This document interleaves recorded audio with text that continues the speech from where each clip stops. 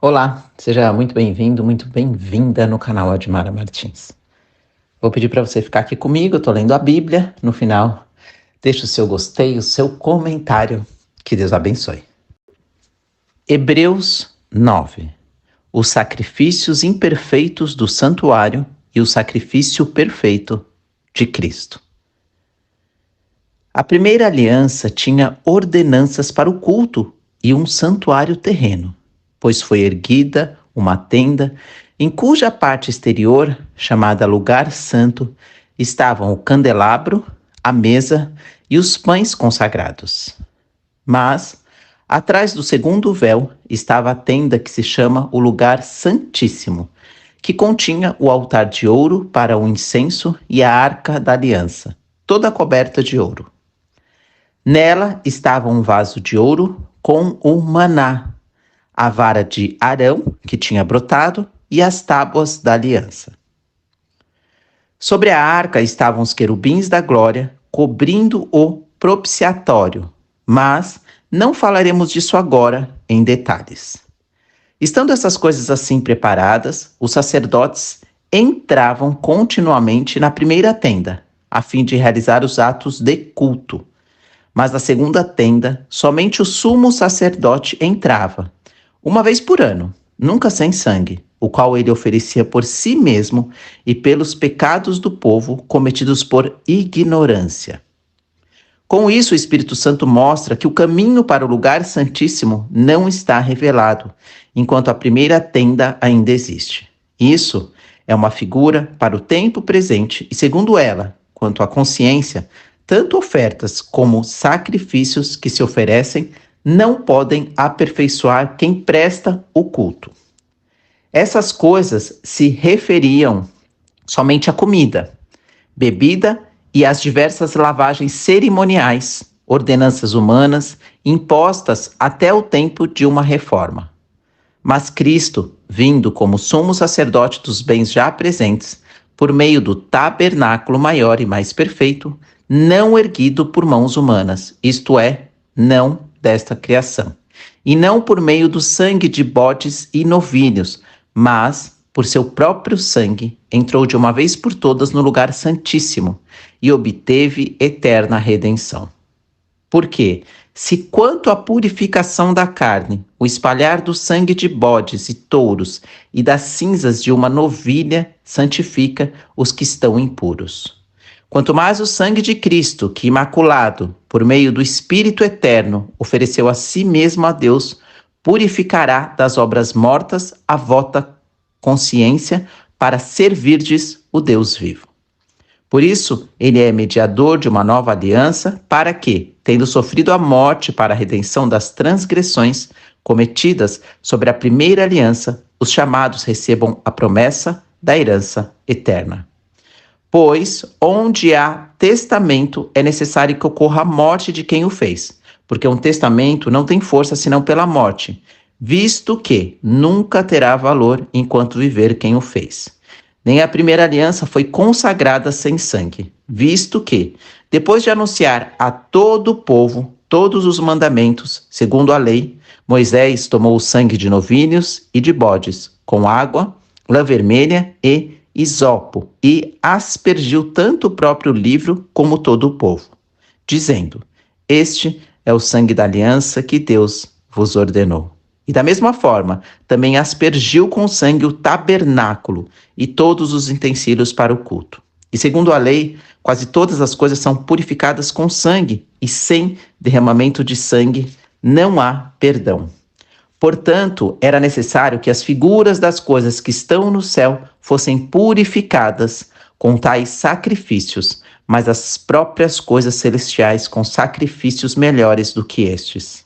Pois Cristo não entrou num santuário feito por mãos humanas, figura do verdadeiro, mas do próprio céu, para agora comparecer por nós perante a face de Deus.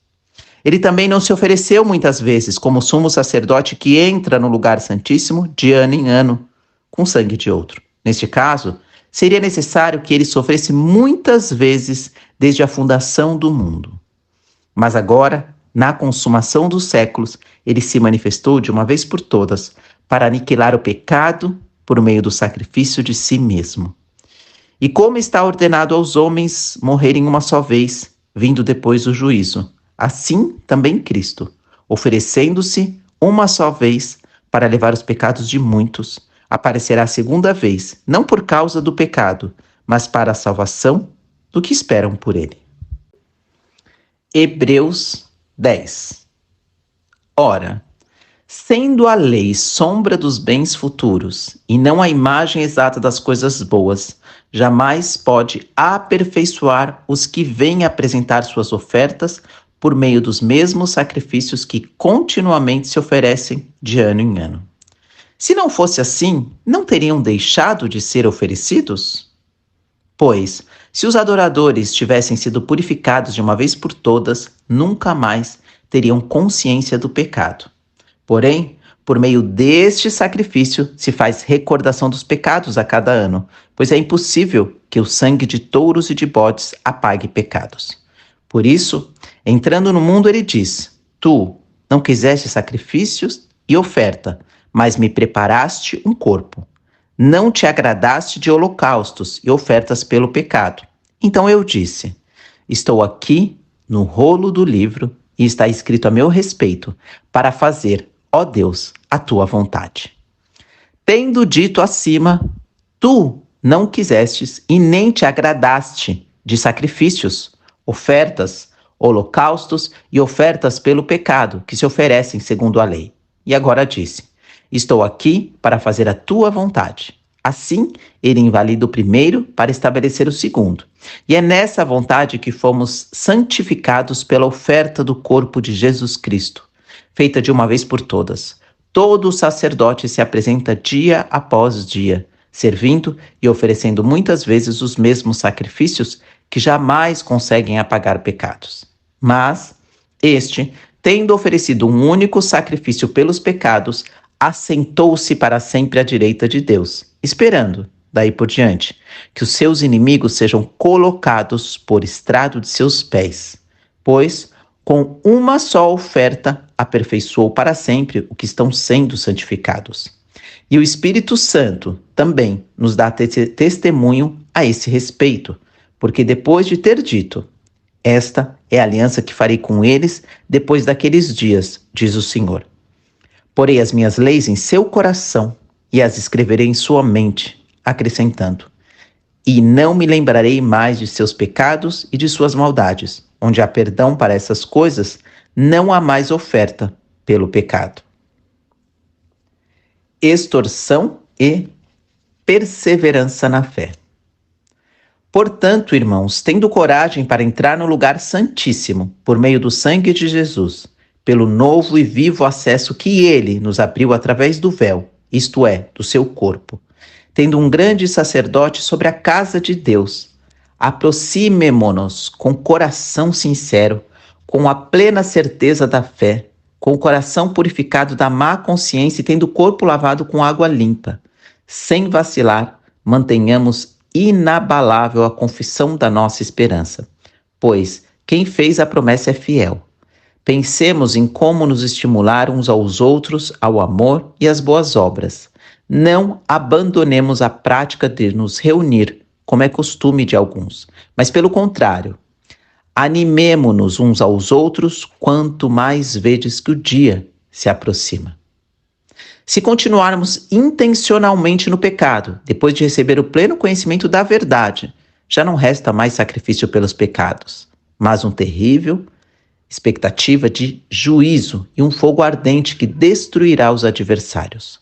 Quando alguém rejeita a lei de Moisés, morre sem misericórdia pela palavra de 2 ou 3 testemunhas. Imaginai quanto maior castigo merecerá quem insultou o Filho de Deus e tratou como profano o sangue da aliança, pelo qual foi santificado, e afrontou o Espírito de graça? Pois conhecemos aquele que disse: Minha é a vingança, eu retribuirei. E outra vez, o Senhor julgará o seu povo. Coisa terrível é cair nas mãos do Deus vivo. Porém, lembrai-vos dos primeiros dias em que, depois de serdes iluminados, suportastes um grande desafio de sofrimentos. Algumas vezes fostes expostos publicamente a ofensas e perseguições, e outras vezes vos associastes aos que assim foram tratados. Pois não só vós compadecestes do que estavam nas prisões, mas também aceitastes com alegria o confisco dos próprios bens, sabendo que tendes a posse de algo melhor e permanece. Portanto, não jogueis fora a vossa confiança.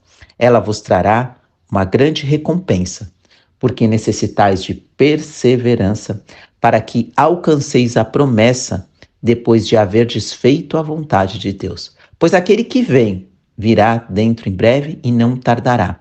Mas o meu justo viverá da fé. Se recuar, a minha alma não se agradará dele. Nós, porém, não somos dos que recuam para a destruição, mas sim dos que creem para a preservação da vida. Glória a Deus, aleluia. Eu vou pedir que você feche os seus olhos e juntos vamos fazer uma oração. Pai nosso que estás no céu, santificado, Senhor, seja o teu nome.